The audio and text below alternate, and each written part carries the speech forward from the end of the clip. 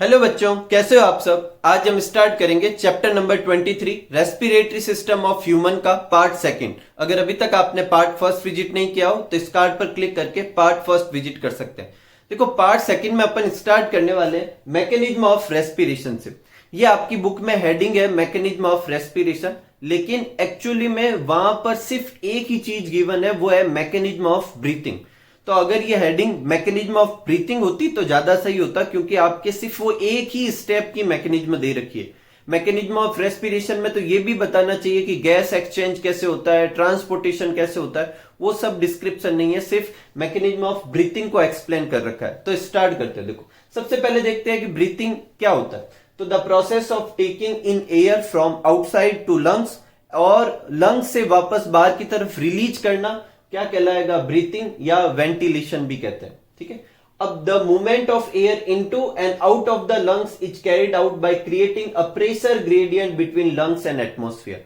मतलब लंग्स के अंदर एयर आना या लंग्स से एयर बाहर जाना, ये जो है वो लंग्स और एटमॉस्फेयर के बीच में एक प्रेशर ग्रेडियंट, बोले तो प्रेशर में कमी क्रिएट कर किया जाता है। ठीक है, कैसे समझो इसको।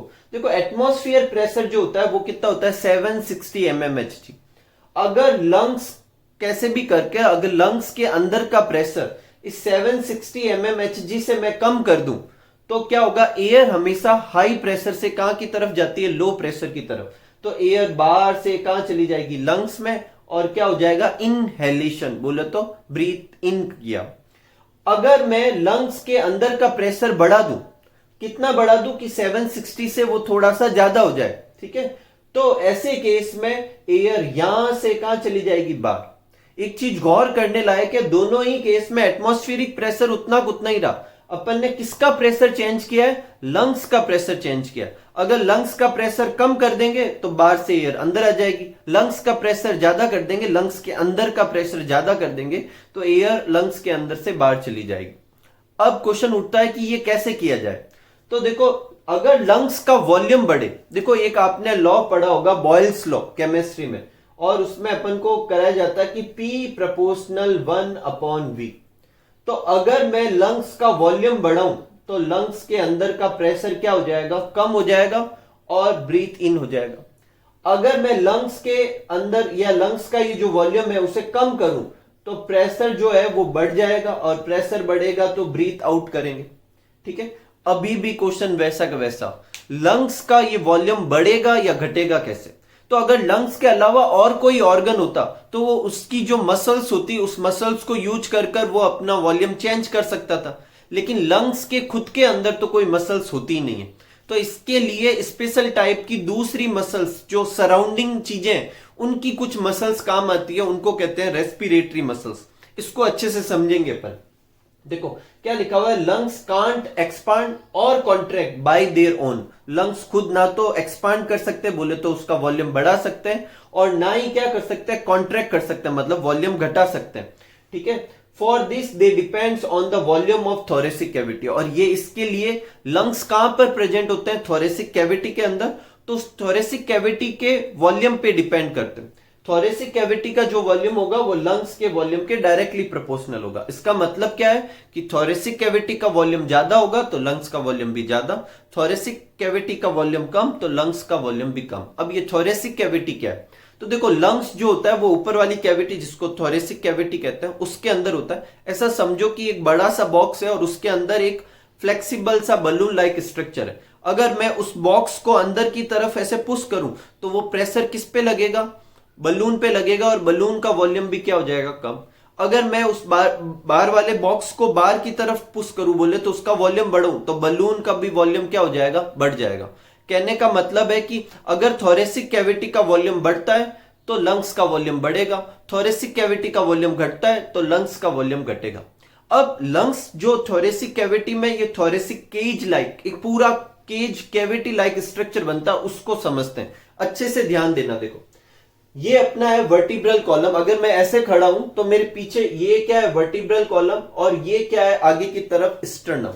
यहां पर होती है जो यहां वर्टिब्रल कॉलम से स्टर्नम तक, यहां से पीछे से या आगे की तरफ क्या होती है, रिब्स। ठीक ऐसे कैसे इस तरफ भी होगी। तो जितनी भी मैं रिप्स यहाँ पे बता रहा हूं वो पेयर में उस तरफ भी है।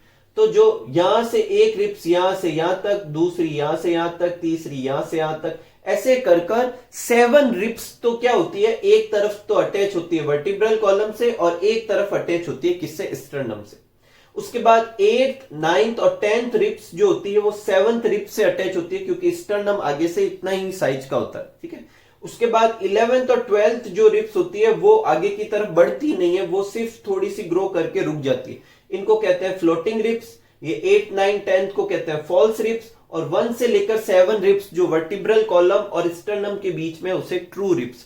ये टॉपिक बेसिकली अपन जब बॉन वाला चैप्टर करेंगे तो उसमें और डिटेल में करेंगे, यहां पर मैंने आपको बता दिया, ठीक है।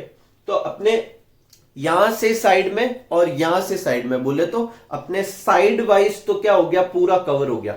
और आगे क्या हो गया, स्टर्नम, पीछे क्या हो गया, वर्टिब्रल कॉलम, ऊपर वैसे भी नेक वाला रीजन होता है और नीचे की तरफ एक डोम शेप का क्या होता है, डायफ्राम। ये आधा ही क्यों ड्रॉ किया हुआ, ऐसे होता है ना, ऐसे हाफ, तो पूरा आगे से देखेंगे, फ्रंट से तो पूरा डोम दिखेगा, इस साइड में से आधा दिखेगा, ठीक है। तो ये ऐसे डायफ्राम होता है जो जनरल केस में तो डोम शेप का होता है और इससे जो जुड़ी हुई मसल्स होती है उसके कॉन्ट्रैक्शन से ये कैसा हो सकता है, फ्लैट हो सकता है, ठीक है, कोई प्रॉब्लम नहीं। और देखते हैं, ये जो रिप्स है इसके बीच का जो स्पेस होता है उसको कहते हैं इंटरकॉस्टल स्पेस। क्या कहते हैं, इंटरकॉस्टल स्पेस। और इस स्पेस में रिप मसल्स जो होती है उसे कहते हैं इंटरकॉस्टल मसल्स, जिसे आईसीएम कहते हैं। क्या कहते हैं, आईसीएम, इंटरकॉस्टल मसल्स। कौन सी मसल्स इंटरकॉस्टल होती है, जो रिप्स के बीच के स्पेस में प्रेजेंट होती है।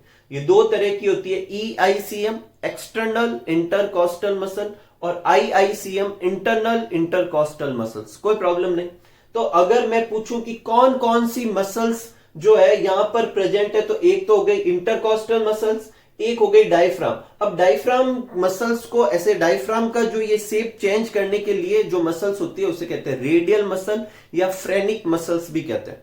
इसके अलावा एक एडिशनल और मसल्स यूज हो सकती है, वो है एब्डोमिनल मसल्स। अब ये सारी मसल्स क्या करती है, थोरेसिक कैविटी जो बाहर वाला स्ट्रक्चर है इसका वॉल्यूम कम या ज्यादा कर सकती है। अगर ये कम करती है तो लंग्स जो इसके अंदर है उसका वॉल्यूम भी कम हो जाएगा। अगर ये थोरेसिक कैविटी का वॉल्यूम बढ़ाती है तो लंग्स का वॉल्यूम भी क्या हो जाएगा, बढ़ जाएगा। अब अगर आपसे ये पूछा जाए कि उन मसल्स के नाम बताओ जो यहां पर ब्रीथिंग में काम आती है, इनको रेस्पिरेटरी मसल्स भी कह सकते हैं, वो 4 होती है। कौन कौन सी, ईआईसीएम, डायफ्राम, आईआईसीएम और एब्डोमिनल मसल। जनरल ब्रीथिंग में, ब्रीथ इन और ब्रीथ आउट में जो मसल्स काम आती है वो ऊपर वाली दो, ईआईसीएम एक्सटर्नल इंटरकॉस्टल मसल्स और डायफ्राम।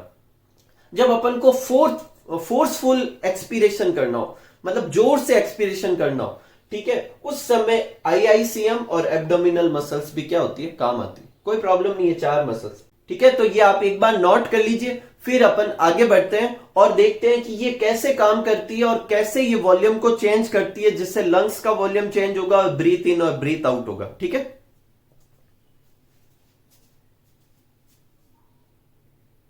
तो स्टार्ट करते हैं। देखो सबसे पहले लेते हैं इंस्पिरेशन। तो देखो, taking air from atmosphere to lungs is known as inspiration या इनहेलेशन भी कह सकते हैं। बाहर से एयर का लंग्स के अंदर आना, ठीक है। और ये कब होता है, जब इंट्रापल्मोनरी प्रेशर, बोले तो लंग्स के अंदर का प्रेशर जो बाहर का प्रेशर है उससे कम हो जाए। और ये कितना कम हो जाए, 760 से कम होगा तभी तो, क्योंकि बाहर का प्रेशर 760 ही रहेगा। तो लंग्स का प्रेशर कम हो जाएगा तो बाहर से एयर कहां आ जाएगी, अंदर आ जाएगी। अब ये कैसे होता है देखते हैं। सबसे पहले इंस्पिरेशन अपन को करना पड़ता है, सांस अंदर लेनी पड़ती है, ठीक है। तो ये एक कैसा प्रोसेस है, एक्टिव प्रोसेस है और जनरली रफली 2 सेकेंड के आसपास ये लेता है, ठीक है। अब क्या होता है इंस्पिरेशन के समय, जो डायफ्राम जो होगा उसमें कॉन्ट्रैक्शन होगा। तो डायफ्राम जनरली ऐसे होता है, डोम शेप। जब इसमें कॉन्ट्रैक्शन होता है तो ये ऐसे फ्लैट हो जाता है। तो ये इतना वॉल्यूम क्या हो गया, बढ़ ही रहा है। ये एक्स्ट्रा देखो, पहले ऐसे था, जब ऐसे होगा तो ये इतना एडिशनल वॉल्यूम आ जाएगा। तो कॉन्ट्रैक्शन इन डायफ्राम, डायफ्राम क्या हो जाएगा, फ्लैट हो जाएगा।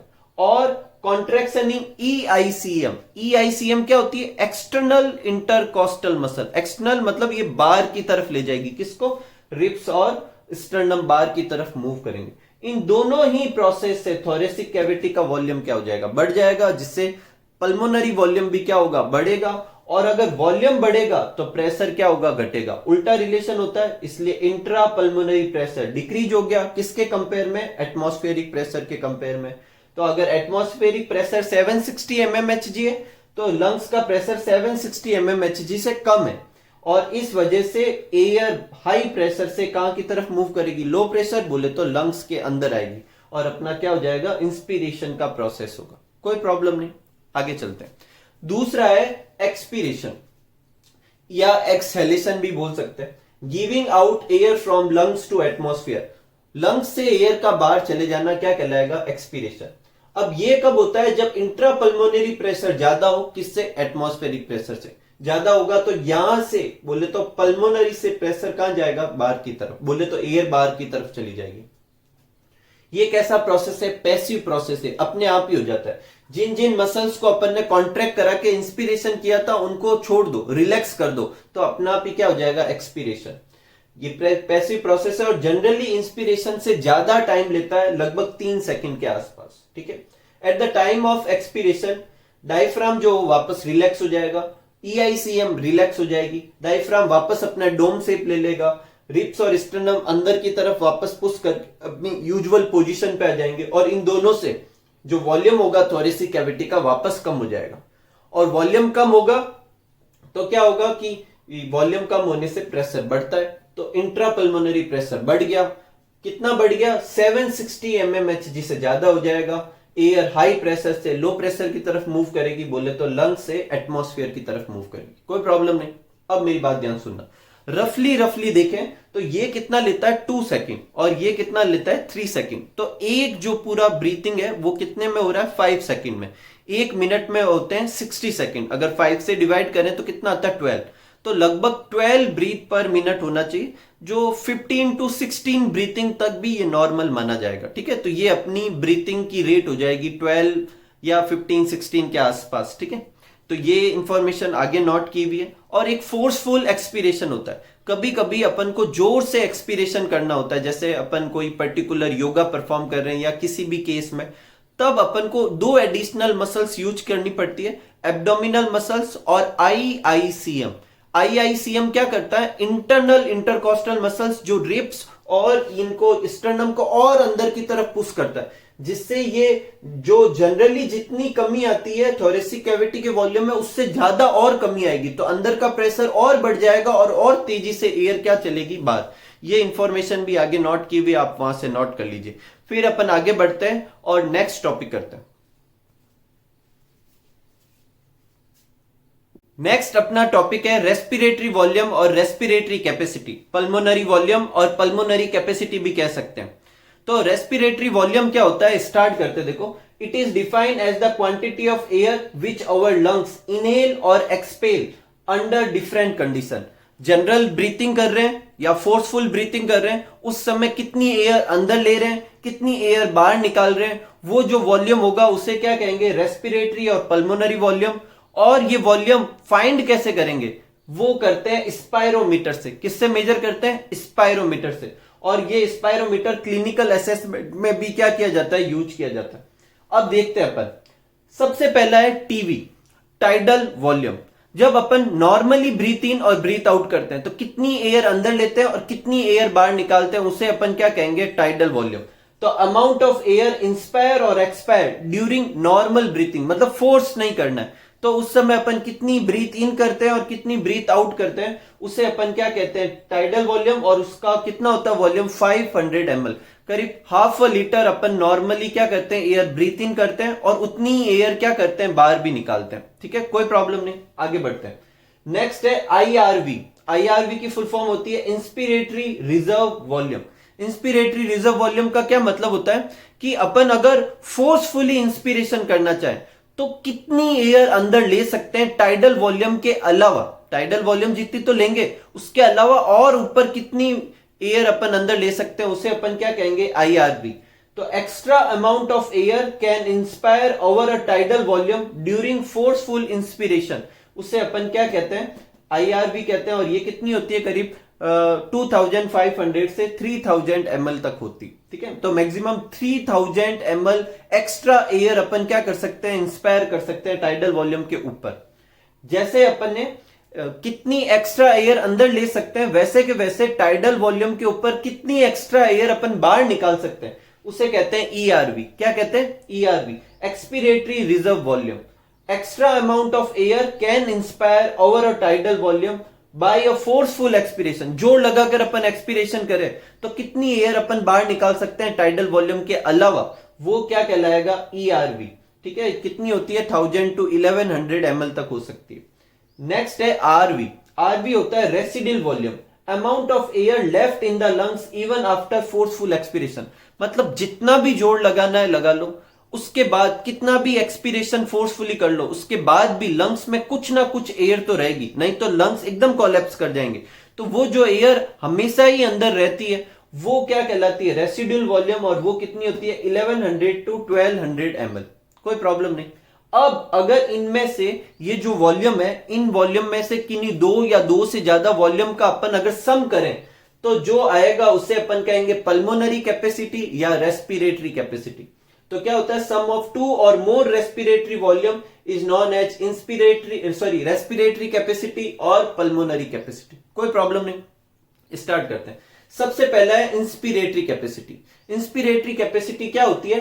Maximum amount of air which can be inspire after normal expiration. मतलब लास्ट बार आपने नॉर्मल ब्रीथ आउट किया था, अब आप कितना मैक्सिमम ब्रीथ इन कर सकते हैं, वो क्या कहलाता है? Inspiratory capacity.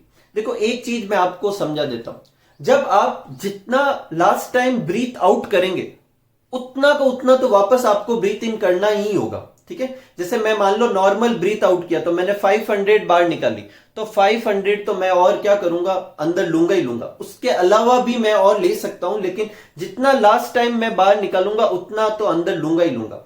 तो ये देखो इंस्पिरेटरी कैपेसिटी जब मेजर करते हैं तो अपन ने लास्ट टाइम कौन सा एक्सपीरेशन किया था? Normal expiration. मतलब अपने फोर्स लगाकर एयर नहीं छोड़ी थी, नॉर्मल एयर छोड़ी थी। ठीक है, तो इस समय अपन कितना मैक्सिमम ले सकते हैं? तो देखो लास्ट टाइम नॉर्मल एक्सपीरेशन किया तो वापस नॉर्मल एक्सपीरेशन के इक्वली एयर अंदर चली जाएगी। बोले तो टाइडल वॉल्यूम जितनी एयर अपन बाहर निकालेंगे, टाइडल वॉल्यूम जितनी अंदर भी आ जाएगी।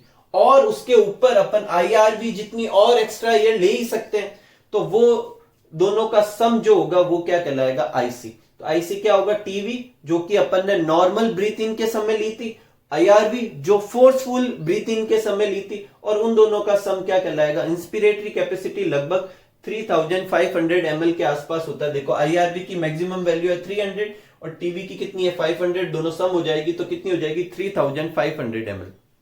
कोई प्रॉब्लम नहीं, आगे बढ़ते हैं। Expiratory capacity. एक्सपीरेटरी कैपेसिटी क्या है? Maximum amount of air which can be expire after normal inspiration. Last time आपने नॉर्मल ब्रीथ इन किया था, ठीक है, अब आप फोर्सफुली ब्रीथ आउट करना चाहते हो तो कितनी मैक्सिमम अमाउंट ऑफ एयर बाहर निकाल सकते हो, उसे अपन क्या कहेंगे? ईआरवी, नहीं सॉरी ईसी। ठीक है, अब ये ईसी किसके बराबर होगा? तो अपन नॉर्मली कितना बाहर निकालते हैं? टीवी के बराबर। और एक्स्ट्रा और कितना निकाल सकते हैं? ईआरवी के बराबर। तो टीवी प्लस ईआरवी कर देंगे तो कितना आ जाएगा? 1600। वो किसकी वैल्यू हो जाएगी? Inspiratory capacity. मैं एक चीज फिर आपको जोर डालकर रिपीट करा देता हूं, इंस्पिरेटरी कैपेसिटी मेजर करो या एक्सपिरेटरी कैपेसिटी मेजर करो, इसके ठीक पहले जो ब्रीथिंग साइकिल है वो नॉर्मल होना चाहिए। जैसे इंस्पिरेटरी कैपेसिटी मेजर कर रहे हैं उस समय लास्ट टाइम जो ब्रीथ आउट किया था वो नॉर्मल होना चाहिए। एक्सपिरेटरी कैपेसिटी जब मेजर कर रहे हैं तो लास्ट टाइम जो ब्रीथ इन किया था वो नॉर्मल होना चाहिए। आगे बढ़ते हैं। Functional residual capacity, maximum amount of air that will remain in lungs after normal expiration.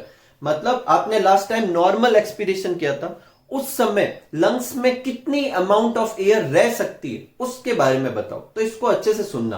देखो ये एयर तो हमेशा ही रहती है, फोर्सफुल एक्सपीरेशन के बाद में रहती है, तो ये तो रहेगी।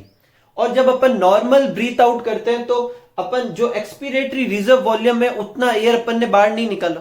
इसको समझो। देखो जब मैं कहता हूं कि मैं फोर्सफुल एक्सपीरेशन करता हूं और अंदर से एयर बाहर निकालता हूं तो अंदर एयर होगी तभी तो बाहर निकालेंगे। और जब अपन नॉर्मल ब्रीथ आउट करते हैं तो वो एयर अंदर की अंदर ही रहती। ठीक है, तो ये ईआरवी वाली जो वैल्यू है वो जनरली कहां रहती है? अंदर ही रहती है। जब अपन फोर्सफुली निकालना चाहते हैं तो ही बाहर आती है, नहीं तो ये कहां रहती है? अंदर रहती है।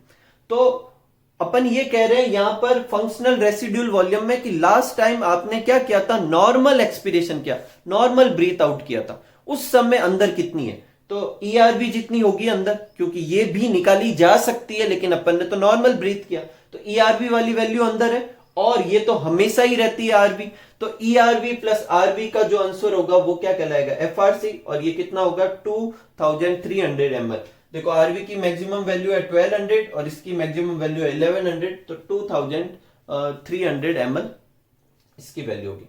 अब लास्ट दो टर्म समझना, वाइटल कैपेसिटी क्या होती है, वाइटल कैपेसिटी होती है maximum amount of air can inspire और maximum amount of air can expire by lungs, वो क्या कहलाती है, वाइटल कैपेसिटी। तो आप कहोगे ये तो इंस्पिरेटरी कैपेसिटी और एक्सपिरेटरी कैपेसिटी भी तो निकाली थी, लेकिन जब ये निकाली थी तो मैंने उससे ठीक पहले क्या किया था, नॉर्मल एक्सपिरेशन और नॉर्मल इंस्पिरेशन। इसको समझते देखो, अगर मैं चाहता हूं कि मैं मैक्सिमम सांस लूं अंदर, ठीक है, आपको अगर सांस छोड़नी है और लास्ट टाइम आपको बड़ी सी अमाउंट ऑफ एयर अंदर लेनी है, तो आपको क्या करना चाहिए, सबसे पहले तो अपन को जोर से ब्रीथ आउट करना चाहिए, मतलब जितना फोर्सफुली अपन एक्सपीरेशन कर सकते हैं वो करना चाहिए।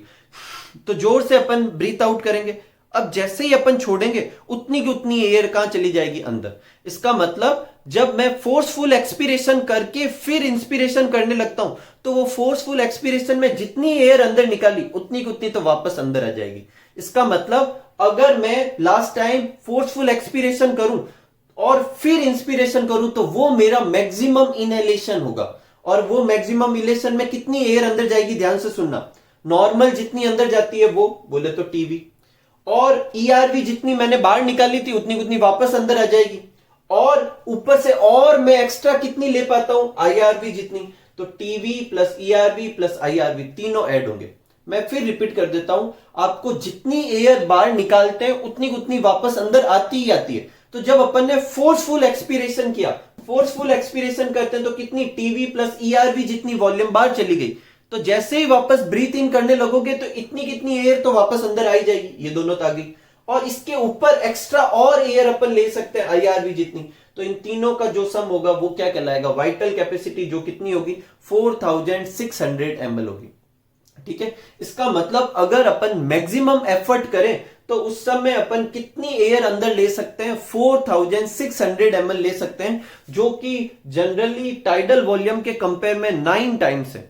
इसीलिए योगा वगैरह की प्रैक्टिस करते हैं लोग, सुबह प्राणायाम वगैरह करते हैं, तो एक शॉर्ट ड्यूरेशन के लिए अपन लार्ज अमाउंट ऑफ एयर अंदर लेते हैं ताकि अपने ऑर्गन को ज्यादा ऑक्सीजन मिले और अच्छा रहे। हालांकि ये दिन भर नहीं कर सकते क्योंकि इसमें क्या एनर्जी खर्च भी होती है, क्योंकि अपन अपनी मसल्स को यूज कर रहे हैं, फोर्सफुली यूज कर रहे हैं, लेकिन कुछ देर के लिए ऐसा किया जा सकता है। नेक्स्ट है टोटल लंग कैपेसिटी।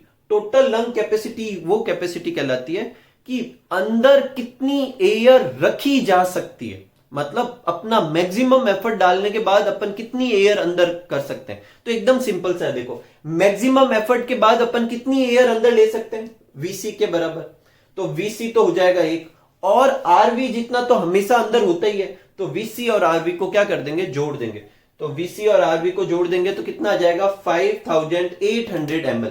और एक और चीज, जो ये वीसी होता है वो किसके बराबर होता है, TV plus ERV plus IRV, और ये आरवी भी ऐड कर दिया तो इसके इक्वल भी टीएलसी कह सकते हैं, और ये कितना होता है 5800 ml, लगभग 6 लीटर के आसपास अपने लंग्स में एयर रह सकती है।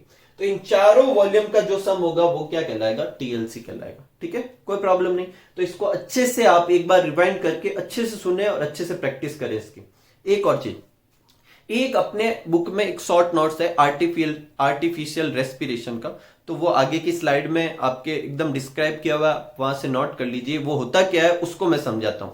देखो कुछ एक्सीडेंट या कुछ सर्टेन केस में, चाहे किसी पर्सन को सफोकेशन हो गया है या वो पानी में डूब गया था, मतलब मरा नहीं है अभी तक, वो पानी में डूब गया था, या फिर किसी बंद कमरे में फंस गया, कुछ भी ऐसा हो, और उस समय उसकी ब्रीथिंग रुक गई है लेकिन उसकी हार्ट बीट अभी चल रही है, अगर अपन उसको टैकल नहीं करेंगे तो थोड़ी देर बाद हार्ट बीट भी रुक जाएगी। लेकिन अगर अभी हार्ट बीट चल रही है और उसका ब्रीथ इन या ब्रीथ आउट ये वाला प्रोसेस रुक गया है, तो उसे अपन artificial respiration, mouth to mouth respiration, आपने अक्सर देखा होगा टीवी वगैरह में, तो वो देखकर उसकी वापस ब्रीथिंग की साइकिल को स्टार्ट कर सकते हैं और उसकी अपन जान बचा सकते हैं। तो वो कैसे किया जाता है, किस कंडीशन में किया जाता है, ये अपन को आर्टिफिशियल रेस्पिरेशन के डिस्क्रिप्शन में लिखना है, जो आगे की स्लाइड में लिखा हुआ है, आप वहां से नोट कर लीजिए। फिर अपन करते हैं चैप्टर का last topic, disease related to अपने क्या रेस्पिरेटरी सिस्टम। ठीक है,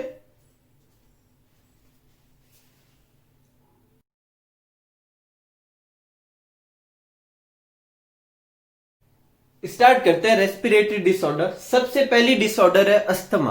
तो देखो अस्थमा बेसिकली क्या है, एक क्रॉनिक रेस्पिरेटरी कंडीशन है, और इस कंडीशन को समझने से पहले अपन जनरल केस देखते हैं। तो जो अपने ब्रोंकियोल्स और ब्रोंकस जो होते हैं, वो कंडीशन के हिसाब से अपना जो अंदर का इंटरनल डायमीटर हो वो कम ज्यादा कर सकते हैं। जैसे अपन एक्सरसाइज करते समय जब अपन को ज्यादा ऑक्सीजन की नीड होती है, हैवी ब्रीथिंग करनी होती है, उस समय ये अंदर का डायमीटर इंक्रीज हो जाता है। और ऐसे केस में जब आसपास पॉल्यूशन वगैरह हो, उस केस में इनका इंटरनल डायमीटर कम हो जाता है, ताकि ऐसी एयर वगैरह कम अंदर एंटर करे। ठीक है, अस्थमा में क्या होता है, उस पर्सन को जनरली किसी सर्टेन चीजों से क्या होती है, एलर्जी होती है, और उन एलर्जी के रिस्पॉन्स में वो ठीक वैसा ही बिहेव करता है जैसे आसपास हार्मफुल चीजें, और उनका जो ब्रोंकस और ब्रोंकियोल्स जो है उनका इंटरनल डायमीटर बहुत कम हो जाएगा। अब कम होने की वजह से उस पर्सन को ऑक्सीजन सप्लाई कम मिलेगी और उसे ब्रीथिंग प्रॉब्लम होने स्टार्ट हो जाएगी। ऐसी कंडीशन क्या कहलाती है, अस्थमा। ठीक है, तो asthma is a chronic respiratory condition where airways, मतलब जो पाथ होते हैं, जो ब्रोंकस ब्रोंकियोल वगैरह होते हैं, in the lungs are inflamed and narrow हो जाते हैं। इंटरनल डायमीटर की बात कर रहे हैं, कॉजिंग ब्रीथलेसनेस, वीजिंग, बोले तो साउंड प्रोड्यूस होगा, और कफिंग, खांसी वगैरह होगी। ठीक है, सिम्टम्स कम एज रिकरेंट एपिसोड। ये सिम्टम्स हमेशा नहीं रहते, मतलब जैसे अभी है, थोड़े देर बाद में आ सकते हैं, उस कंडीशन पे आ सकते हैं जब उन्हें वो एलर्जी वाले जो एलर्जी कॉजिंग सब्सटेंस मिले, मतलब बोले तो जैसे किसी को पॉलन से एलर्जी है तो पॉलन ग्रेन आए, तब उनको ऐसे सिम्टम्स आने लगते हैं। किसी को कोल्ड से है तो कोल्ड होने पर ऐसे सिम्टम्स आने लगे। तो हमेशा सिम्टम्स नहीं रहते, बार बार आते हैं थोड़े थोड़ी देर बाद में, और जब भी वो आते हैं तो उसे अपन क्या कहते हैं, अस्थमेटिक अटैक।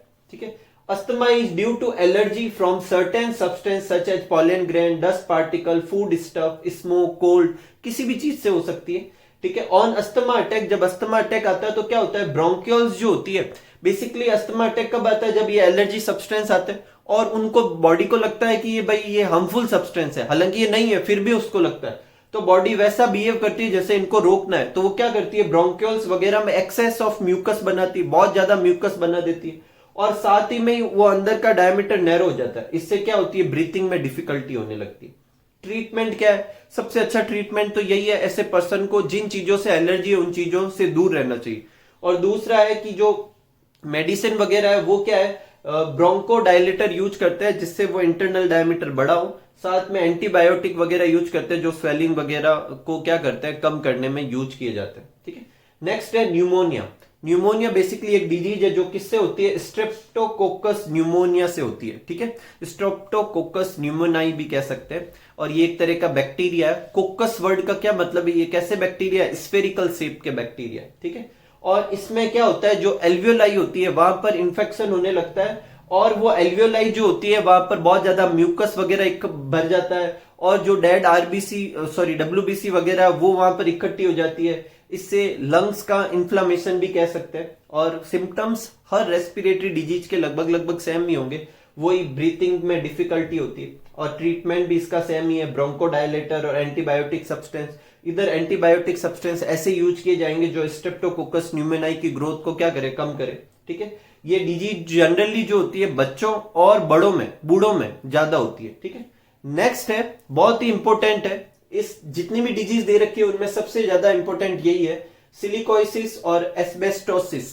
देखो एक वर्ड होता है जिसे अपन कहते हैं ऑक्यूपेशनल रेस्पिरेटरी डिसऑर्डर, मतलब ये डिसऑर्डर आपकी ऑक्यूपेशन की वजह से आ रहा है। मतलब कुछ पर्सन ऐसी जगह काम करते हैं जहां से उनको कुछ रेस्पिरेटरी प्रॉब्लम हो सकती है, ऐसी डिजीज को क्या कहते हैं, ऑक्यूपेशनल रेस्पिरेटरी डिसऑर्डर। और सिलिकोसिस और एस्बेस्टोसिस ऐसी ही डिजीज है। एक्चुअल में क्या होता है, ऐसे पर्सन ऐसी जगह काम करते हैं जहां पर सर्टेन सब्सटेंस की डस्ट बहुत बनती है। जैसे इन दो के केस में पर्सन माइनिंग वगैरह में काम करता होगा जहां पर ग्राइंडिंग और स्टोन ब्रेकिंग का बहुत ज्यादा काम होता होगा, तो वो जो पाउडर जैसा सब्सटेंस उड़ता है वो इतना बनता है कि नहीं चाहते हुए भी वो अंदर चला जाता है और इतनी अमाउंट में अंदर एंटर करता है कि बॉडी का जो डिफेंस सिस्टम है वो भी फेल हो जाता है। अब ये जो पार्टिकल जो है वो अंदर लंग्स की अंदर जो एल्वियोलाई वगैरह है, ब्रोंकस वगैरह है, उनको क्या करने लगता है, डैमेज करने लगता है और वहां पर बॉडी उसको प्रिवेंट करने के लिए वहां पर फाइबर वगैरह बनाने लग जाती है और परमानेंटली वहां पर फाइब्रोसिस हो जाता है और अब उसकी इलास्टिसिटी खो जाएगी। एल्वियोलाई जितनी ऐसे एक्सपांड हो सकती थी वो उतनी नहीं होगी, ब्रोंकाई जितनी एक्सपांड हो सकती थी उतनी नहीं हो पाएगी, तो अपन को धीरे धीरे डिफिकल्टी होने लगेगी ब्रीथिंग के अंदर।